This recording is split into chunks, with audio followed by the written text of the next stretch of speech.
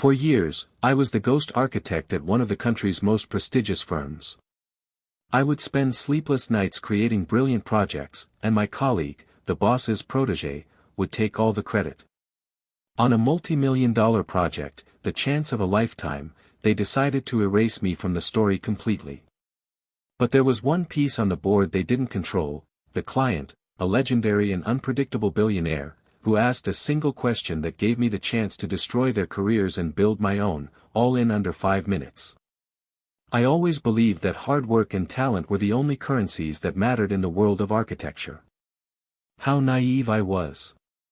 For 6 long years, I was the silent engine of Viana and Associates, one of the most reputable firms in the city. I was the guy who arrived first and left last, the one who dove into the technical details, the one who found creative solutions to impossible problems. My boss, the renowned Mr. Viana, would praise my work in private, but in public, the accolades always went to someone else: Bruno. Bruno was the firm's golden boy. Charismatic, well-dressed, and with a remarkable ability to be in the right place at the right time, especially if there were photographers nearby. He wasn't a bad architect, but his true genius lay in appropriating my ideas. The pattern was always the same: I would spend weeks developing a concept, creating the sketches, solving the structure. When the project was 90% complete, Bruno would show up, make a few cosmetic suggestions, and, in the client meeting, present it as if it were his creation from the very beginning. Mr. Viana not only allowed it, he encouraged it. "André, you're our technical genius," he would tell me. "Bruno has the face, the presence. You two make a great team." But we weren't a team. We were a master and his ghost. I swallowed the resentment because I loved what I did and believed that, one day, my talent would be recognized. That hope died the day Viana and Associates entered the competition for the new Museum of Contemporary Art project. It was more than a building, it was a legacy. A project that would define a career. I dove into it like never before. For 3 months, my life was the museum. I ignored friends, family, sleep. I created a bold concept, a structure that defied gravity, a design that conversed with the city in a unique way. I knew, with every fiber of my being, that this was the best work of my life. I modeled every detail, prepared every blueprint, every rendering. The final model was finished in the early hours of the day of the final presentation to the museum committee. I was exhausted, but radiant. This was my chance. An hour before the presentation, Mr. Viana called me into his office. Bruno was there, smiling. "André, excellent work," Viana said. "Truly a masterpiece. And that's why I've made a strategic decision. Bruno will be leading the presentation today. He has the necessary eloquence to sell the dream, and it's important for the firm's image that he's at the forefront of a project of this caliber." I felt the floor drop out from under me. What? But I developed every part of it. I know the technical details, the philosophy behind every line. Exactly. Viana smiled. And you'll be there, in the second row. If a very specific technical question comes up, you can answer it. Think of yourself as our secret weapon. Secret weapon. Ghost architect. In that moment, I understood. I would never be the protagonist. My role was to be the stepping stone for Bruno's glory. I went to the meeting room with a bitter taste of humiliation in my mouth. I sat in silence as Bruno began the presentation, reciting words I had written, pointing to lines I had drawn. He was good, I admit. A great actor. But he didn't have the soul of the project. And there was one person in the room who seemed to sense that. That person was Mr. Montero, the chairman of the committee and the project's main benefactor. A semi-retired tycoon, famous for his sharp intuition and his utter aversion to falsehoods. He listened to Bruno's presentation with his fingers interlaced, his head slightly tilted, his shrewd eyes never blinking. He didn't seem impressed by the charisma, he seemed to be analyzing the structure beneath the facade. Bruno's presentation was flawless, until it got to the Q&A session. One of the committee members asked a complex question about the engineering of the suspended glass facade and how it would behave under extreme wind conditions. Bruno stammered. He tried a vague answer, using technical jargon that made no sense in context. The silence in the room became heavy. Mr. Viana tried to intervene, talking about state-of-the-art simulation tests, but Mr. Montero raised a hand, silencing him. His eyes fixed, not on Bruno, but directly on me, in the second row. The young man in the back, Montero said, his voice calm but with an unquestionable command. The one who looks like he's trying to merge with his chair. He looks like he knows the answer. I'd like to hear from him. Every head in the room turned to me. Mr. Viana shot me a glare, a clear warning to be brief and give the credit to Bruno. Bruno looked both relieved and annoyed. And I had a choice. I could be the good employee, give a technical answer, and retreat back into my shadow. Or I could take the one chance that life might ever give me. I stood up. I walked to the front of the room, took the projector remote, and went back to the slide of the facade. And I didn't just answer the question. I told the story. I explained how the inspiration for that structure came from a spider's web I had observed on a dewy morning, the perfect combination of lightness and strength. I detailed the calculations, the choice of materials, the philosophy of transparency that connected the museum's interior with the city life outside. I spoke for 5 minutes, but in those 5 minutes, I poured out all my passion, all my hard work, all my sleepless nights. I was no longer talking about a building, I was talking about my soul. When I finished, the room was in absolute silence. I looked at Mr. Montero. For the first time, he smiled. A small, almost imperceptible smile, but it said everything. "Thank you, young man," he said. That was what I needed to know. The meeting ended shortly after. Mr. Viana and Bruno barely looked at me. Their fury was palpable. I knew I was fired, but for the first time in years, I didn't care. As I was packing my things at my desk, my phone rang. It was a blocked number. "André," said the unmistakable voice of Mr. Montero. "Meet me at the cafe across the street in 10 minutes. Alone." With my heart pounding, I went. He was sitting at a corner table with 2 coffees. "You have 2 options, kid," he said without any preamble. "Option 1, you go back to that firm, and maybe they won't fire you for impressing me. You'll continue to be the genius in the shadows while daddy's little boy takes the credit. You'll have a safe career and you'll die of frustration. Option 2, you resign today. I will finance the opening of your own architecture firm. The museum project is yours, and you will lead it from start to finish, answering only to me. I don't hire firms, I invest in people. And I don't invest in frauds." I was speechless. It was the offer of a lifetime, coming from a place I never expected.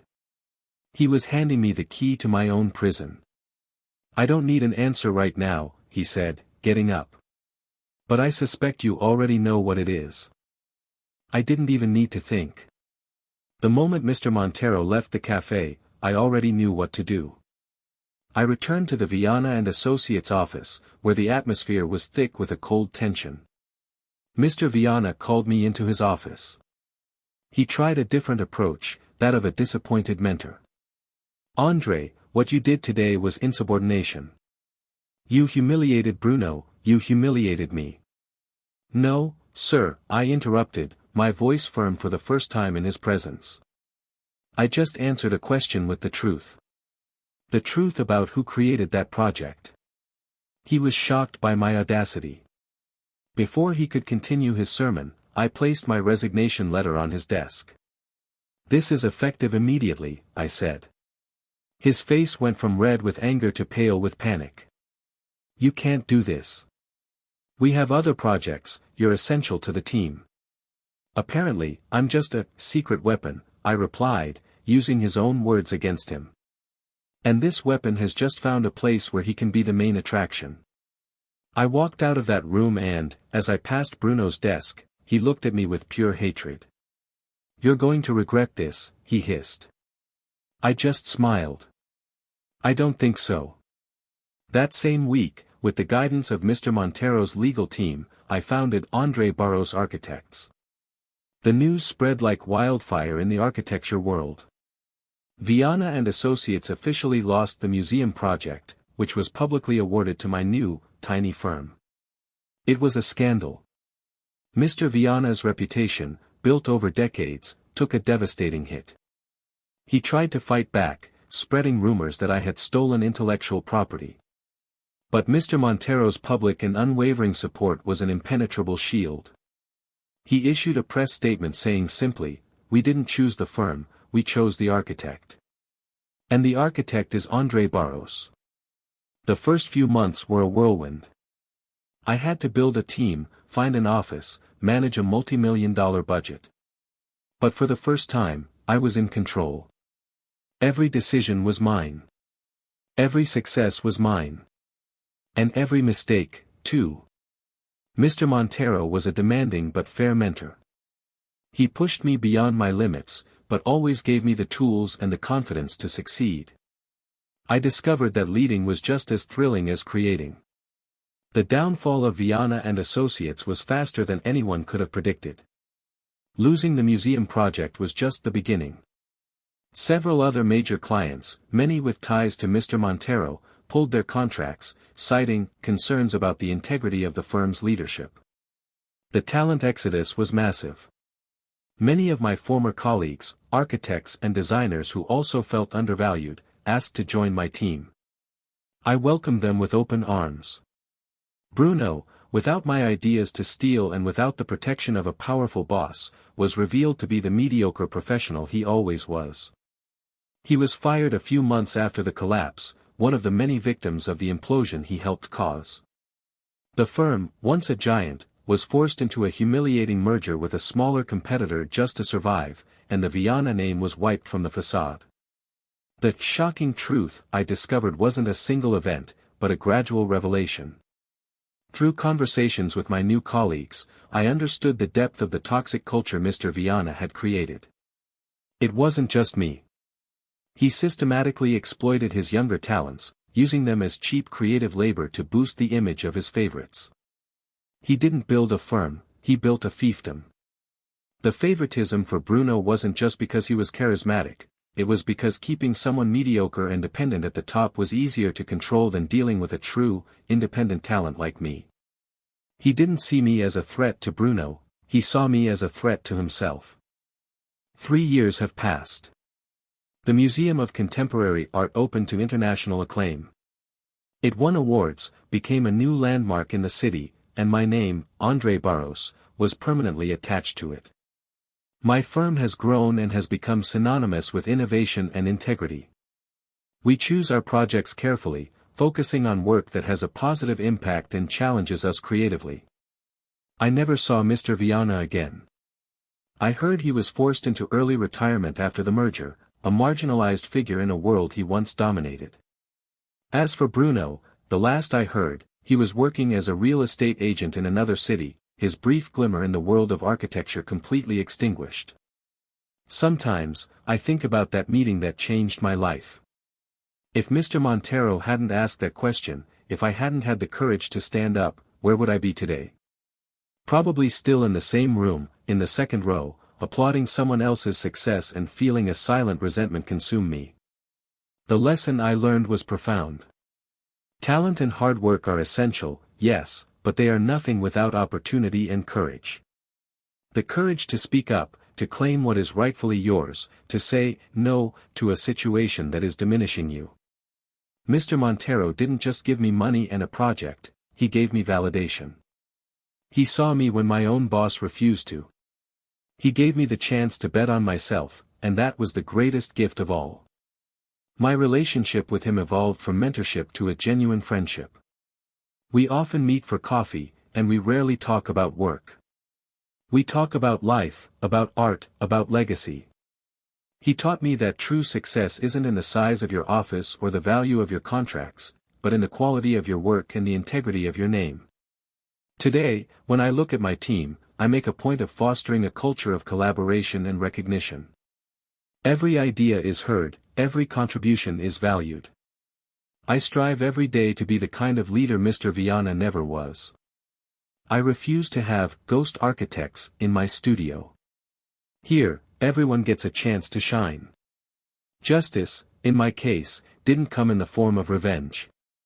I feel no pleasure in the downfall of Mr. Viana or Bruno. I feel a sort of melancholy for the loss of potential, for the toxicity that destroyed what could have been a great firm. My justice came in the form of construction. It came from creating something new, something better, from the ashes of my old career. It came from proving to myself and to the world that my worth was not determined by the approval of a biased boss, but by the strength of my own ideas. And that is a foundation that no one can steal. My story isn't about a billionaire saving a young architect. It's about a young architect who, when given a single opportunity, was ready to save himself.